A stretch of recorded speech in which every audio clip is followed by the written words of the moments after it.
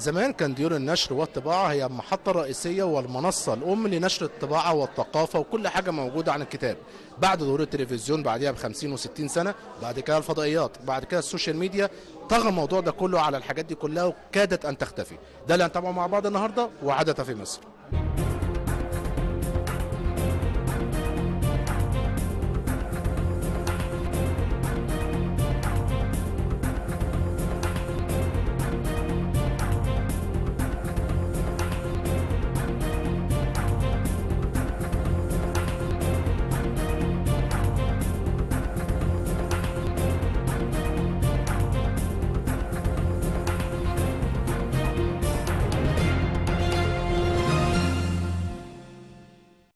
لقاءنا الان هيكون مع استاذ مكرم محمد احمد رئيس المجلس الاعلى لتنظيم الاعلام. اهلا وسهلا بك يا فندم. اهلا بيك.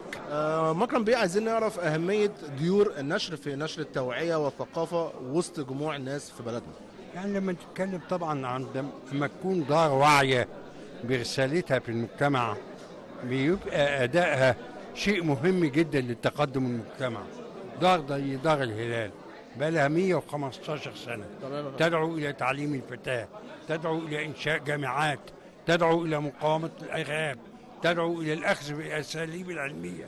من المؤكد ان مثل هذه الدار قد لعبت دورا تنويريا هاما، ساعد على نمو الثقافه وساعد على تطوير المجتمع، وادى ايضا الى انه النظره العلميه بقت قائمه.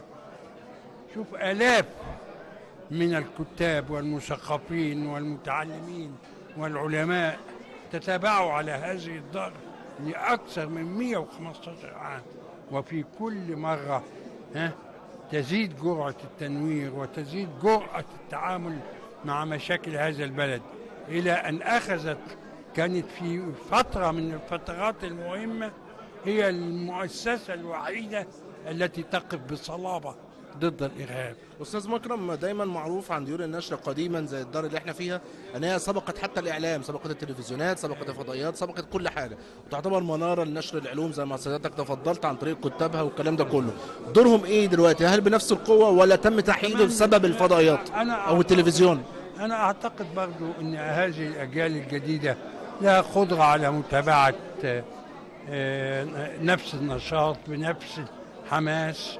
يمكن تكون ظهرت ادوات منافسه جديده، لكن ودائما العصر بيجيب النهارده الحاجات الاساسيه ايه؟ ادوات التواصل الاجتماعي. صح. هي الاكثر شيوعا والاكثر تاثيرا، وبالتالي وجودها في الساحه، وجود هذه الادوات القديمه في الساحه وتجديد فكرها ومتابعه المشاكل، ده بيساعد ايضا على تقوية الجبهة اللي هي جبهة التقدم، الجبهة التي تحارب الإرهاب، الجبهة اللي عاوزة الغد المشرق لمصر.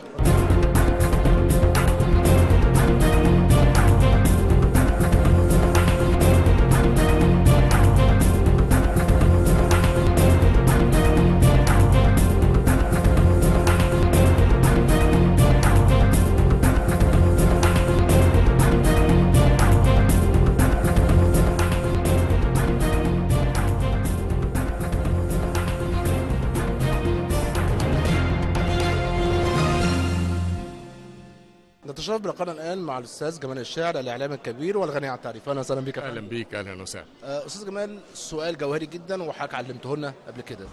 ديور النشر كانت مسؤوله عن نشر العلوم والثقافه وكانت اعلام ما قبل التلفزيون والفضائيات. مع ظهور التلفزيون والفضائيات والسوشيال ميديا، دور الديور النشر نفسها، اماكن الكتاب نفسه اختفى. اعتقد احنا في زمن المالتي ميديا، انه كل الوسائط الاعلاميه بتتكامل. يعني فكره ان انا دار نشر فقط لن تستمر. النهارده انا شفت كاميرات في دار الهلال بتصور وعلى المواقع بتاعتها هتنزل، يعني بينافسوك انت كتلفزيون. واحنا في التلفزيون عندنا مجله الاذاعه والتلفزيون. يعني التكامل النهارده في المؤسسات الاعلاميه بين الصحافه والاذاعه والتلفزيون والصحف وارد. بس علمونا اعلاميين من ضمنهم حضرتك انه الكتابه والاهم، الورقه اللي باقيه. طبعا في المساله في النهايه هي الفكره، هي الافكار، هي المحتوى. هي صناعة المحتوى، احنا صناع محتوى، فبدون هذا المحتوى لا نستطيع أن نؤثر. المحتوى الآن اختطفته كل المؤسسات الجديدة في الاي تي وتكنولوجيا المعلومات، يعني زي جوجل، اريكسون، انا بقول اهو اسماء شركات كبيره عالميه معروفة. مايكروسوفت، كل المؤسسات دي بتعمل شركات لانتاج المحتوى الاعلامي. يعني هم كمان هينافسونا احنا كتلفزيون وكصحافه. لا، احنا محتاجين طبعا ننفتح على العالم، والنشر الالكتروني يبقى جزء مهم جدا من شغلنا، سواء النشر للصحافه الكلام المكتوب او للفيديو او للاوديو.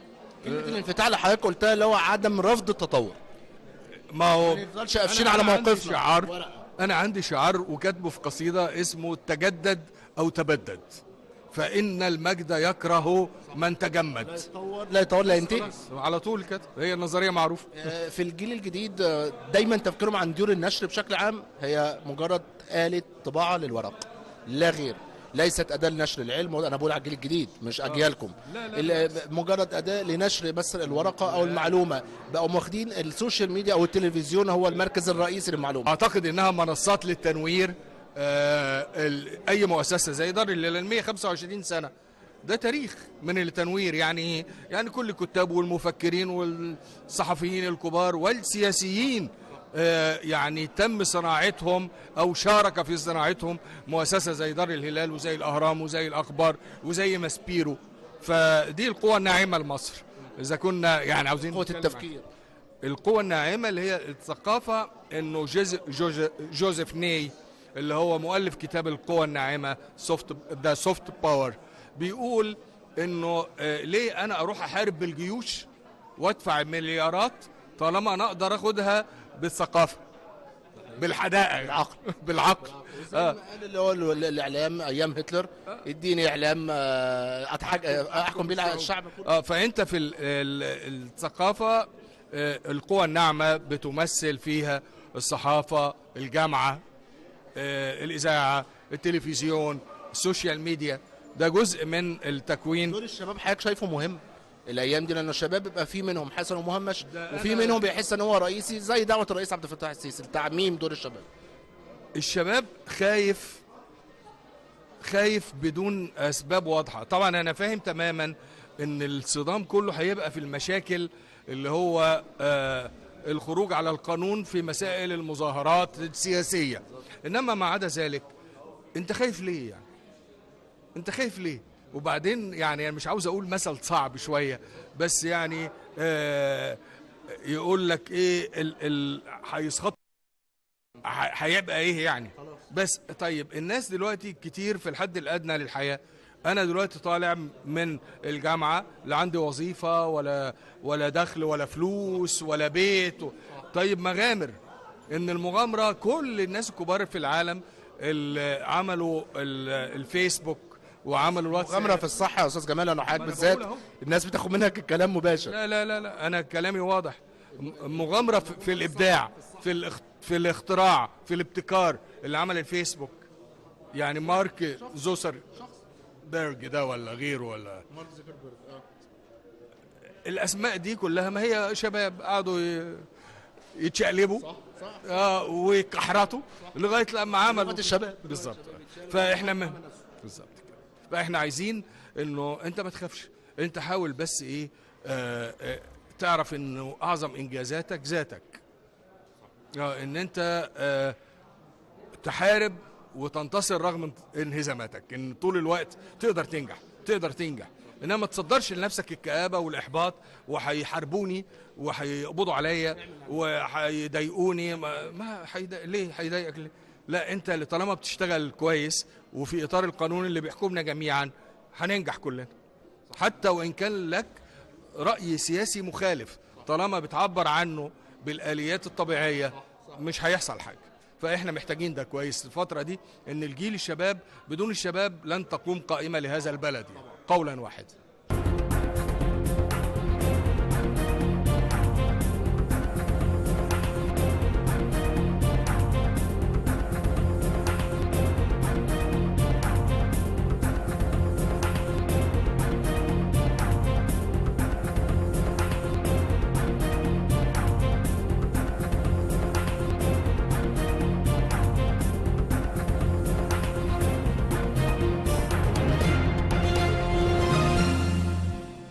لقاءنا الان هيكون مع الدكتوره سوزان قليني عضو المجلس الاعلى لتنظيم الاعلام. اهلا وسهلا بك يا فندم. اهلا وسهلا بحضرتك. دكتوره سوزان، ديور النشر قديما كانت هي منصه الاعلام.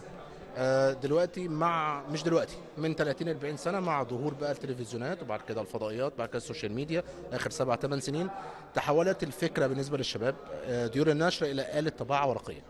رأي حضرتك، وهل ممكن يرجع الكلام ده ولا اساسك ما حصلش؟ لا، هو حضرتك يعني هو الحقيقة في ناس كتير قوي بتقول انه مع ظهور التلفزيون وظهور الإذاعة المسموعة وبعد كده في الفترة الحديثة دي ظهور السوشيال ميديا اللي هي وسائل التواصل الاجتماعي المختلفة، انه فعلا بدأت الصحافة الورقية تتراجع بشكل كبير جدا، وانه بدأت مقروءات الصحافة تتراجع. هو فعلا مقروءات الصحافة بدأت تتراجع، ولكن برضو كان هناك ذكاء من الصحافة الورقية بشكل كبير جدا انها حولت نفسها الى صحافة إلكترونية. وبالتالي النهاردة احنا عندنا يعني كل الإصدارات الصحفية كلها النهاردة موجودة على المواقع الإلكترونية للصحف من خلال نشر إلكتروني، وبالتالي هي فعلا النهاردة استطاعت أن تنافس، بل بالعكس ده يعني في كثير من الأحيان استطاعت أنها يعني تتصدر أكتر من التلفزيون والإذاعة، باعتبار أنه عملية النشر الإلكتروني بيتم تحديث الخبر تقريبا كل 30 ثانية أو كل 40 ثانية. فده معناه انه النهارده هي قدرت فعلا تتغلب على المنافسه بانها حدثت نفسها وطورت نفسها، لانه ده شيء طبيعي جدا انه نتيجه تطورات العصر لو اي اصدار او اي مجله صحفيه وقفت محلك سر عمرها ما هتستطيع انها تنافس في ظل التكنولوجيا بتاعه العصر. انما النهارده كل الاصدارات الصحفيه على اختلافها وخاصه القوميه النهارده اصبح لها بوابات الكترونيه، اصبح لها مواقع الكترونيه محترمه جدا واخده بكل اسباب التكنولوجيا، وبالتالي مش هينتفي دورها ومش هيتراجع دورها. دكتوره سوزان، حضرتك يمكن اكثر الناس درايه بحكم ثقافه سيادتك. بعد دخول الالكترونيات او تطور التكنولوجيا زي ما سيادتك تفضلتي قلتي، الكتاب الكبار او الصحفيين، مش الكتاب، الصحفيين بداوا يستغلوا التكنولوجيا وينشروا عن طريق الخبر. ما نبعدش كتير في الكلام، وهكون صريح مع حضرتك انه في من الصحفيين الكبار دول استخدم التكنولوجيا للاسف بطريقه خاطئه، تحول منهم موضوع الى نوع من انواع المبالغه، والحجه حصلت انه في حتى كان حد بيتكلم منهم ككاتب صحفي يقول عادي، ما هو كل 40 زي ما سيادتك قلت كل 40 50 ثانيه بيطلع علينا الجديد الحقيقه هنعرفه بعدين.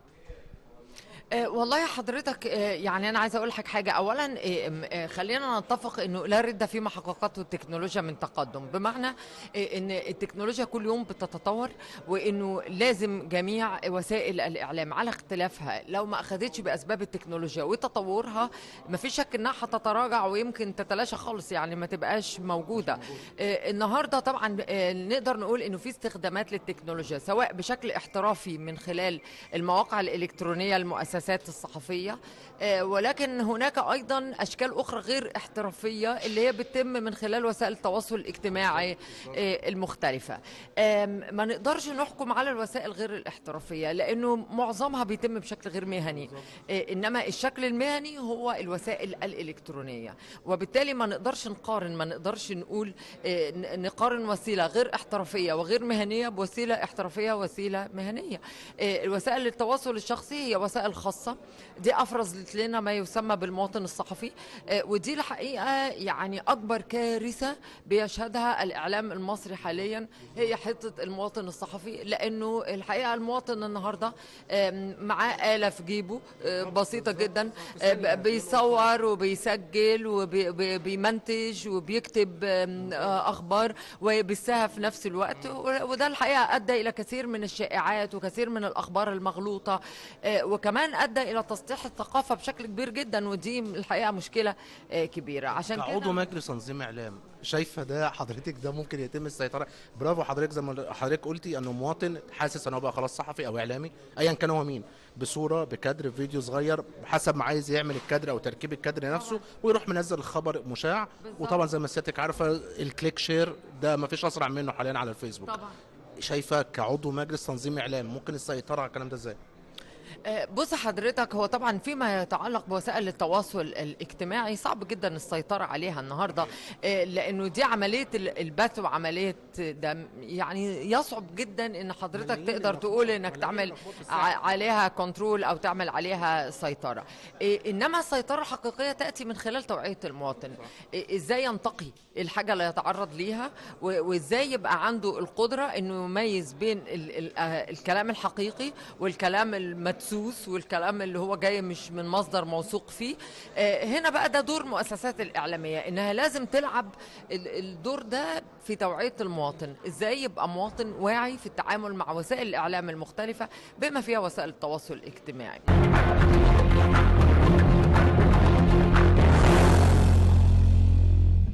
لقاءنا الان هيكون مع الكاتب الكبير يوسف القعيد. اهلا وسهلا بك يا فندم. اهلا وسهلا. استاذ يوسف او الكاتب الكبير يوسف قعيد، عايزين نعرف سؤال مهم جدا مع حضرتك اجابته. زمان كان محطات ديور النشر والاماكن ديت هي منصه للاعلام، منصه لنشر الثقافه للوعي، مش مجرد طبع. مع ظهور التلفزيون بعد كده الفضائيات بعد كده السوشيال ميديا تحولت الى آلة طباعه ورق. بقول لك، ما انا كلامي هيأكد لك ان الاهرام الان علمت انهم بيأسسوا محطة تلفزيونية وشغالين فيها وقطعوا خطوات في انهم يعملوا ده. لكن رغم محاولة الاهرام يبقى عنده تلفزيون وممكن يحذو بقية المؤسسات، الاخبار والجمهورية ودار الهلال، لكن الصحافة هي كلمة مكتوبة ثم طرأ عليها، اصبحت على النت، ثم اصبح في فضاء افتراضي، اصبح اهم 100 مرة من الورقي. أنا بنتمي لجيل ورقي، لكن في أجيال جديدة لا تعرف معنى كلمة ورق ولا تتعامل معاه. وأنا حفيدتي أمينة لما بقول لها الورق بتستغرب، لأنها في إيدها جهاز بيجيب لها كل حاجة لغاية عندها وهي قاعدة. فلا بد من إعادة صياغة الدور الإعلامي، ولا بد من إعادة صياغة عشان يتناسب مع العصر. وأنا كنت في اليابان سنة 1994، يعني فات عليها دلوقتي يمكن أكثر من 20 سنة، ودخلت جورنان أساهي اللي هو أهم جورنان في اليابان، فلم أجد ورقة واحدة من ورقة واحدة ولا قلم. وجدت على مكتب كل صحفي جهاز أمامه يعمل به. صحيح ان ده خد 20 سنة على مجالنا او خد ربع قرن على مجالنا، انما لابد ان احنا نفكر في اعادة صياغة اعلامنا المكتوب ليواكب الصوت والصورة وليواكب متابعة الحدث كما يتم في نفس اللحظة. ده مهم للغاية. لكن اعتقد ان مؤسساتنا الصحفية، ولازم نعترف، مثقلة بمشاكل مالية، بعمالة زائدة، بارتفاع في تكاليف الطباعة، بأشياء كثيرة جدا بتأثر. طبعا بتأثر جدا على القدرة على تطوير العمل وتطوير وتحديثه وميكنته وجعله جزء من إيقاع العصر. يا ريت يقدروا يعملوا ده، وإلا هنكون خدنا خطوات للوراء. لأن في الوطن العربي وهم أشقائنا وكل حاجة، تعلموا مننا كل شيء، لكنهم الآن سبقونا في طباعتهم في الصحف وفي مواقعهم الإلكترونية اللي عندها إمكانات كتيرة جدا ربما لا تكون متوفرة لجرايدنا. لكن حتى الآن اللي بيقرأ الهلال مازال بيقراها، اللي بيقرأ الأهرام مازال بيقراها، اللي بيقرأ الأخبار مازال بيقراها، وفي تسهيلات بالتطور الجديد، لكنها أقل بكتير من إن احنا نبقى جزء من هذه الثورة. طيب حضرتك شايف انه الناس زي سيادتك كتاب كبار لما كنتوا بتكتبوا قصص او روايه معينه كنا بنتخيل كانها فيلم، يعني من كلامكم بنتخيل. الكتاب الجدد وحضرتك طبعا ادرى بيهم اكتر مني بكتير، تحس انه كانوا بيكتب سوشيال ميديا، كانوا بيكتب ستيتس على الفيسبوك، ما بقاش مفهوم، تحس انه بيدي حاله تعبير لكن ما بيديش وصف كامل زي ما كانوا الكتاب القدام بتوعنا بيعملوها. هل ده بسبب التاثر الجديد اللي طلع للسوشيال ميديا والكمبيوتر والتكنولوجيا؟ لا بص، اولا كويس ان انت اللي قلت الكلام ده، لان انا شهادتي مجروحه باعتباري انتمي للاجيال القديمه، اجيال الورق. احنا بنقرا لكن ده مهم للغايه. هؤلاء الشباب يكتبون اكثر مما يقرؤون، ذاكرتهم ملعونه، بمعنى انهم لا يقرؤون ما سبق ان كتب من قبلهم، ولا يتمثلونه ولا يستوعبونه، وعندما يكتبون يحاولوا طبعا ملوش قاعده، وبيبقى كتابه مختلفه تماما. انا ضد الاحكام التعميميه، لانه كل قاعده لها استثناءات. إنما هو ده الأغلب الأعم. ولو استمر الوضع على هذا الحال هينصرف القارئ عن الكتاب، هينسى الكتاب، مش هيعتبر الكتاب مطلب من مطالب حياته اليومية ويحرص على اقتنائه. بس هي دي المشكلة. احنا أول ما طبعنا في الستينيات كنا بنطبع 3000 نسخة، الآن بيطبع 1000 نسخة فقط من أي عمل، وهذا رقم عكس التاريخ، لأن ال 3000 نسخة سنة 69 السنة اللي طلعت فيها روايتي الأولى مفروض يبقوا 30 أو 300 ألف دلوقتي، حسب زيادة السكان، حسب التمدد الضخم، حسب دور مصر اللي أصبح مهم. لكن للأسف أرقام المطبوع تراجعت جدا، لأن فكرة القراءة نفسها تراجعت أيضا.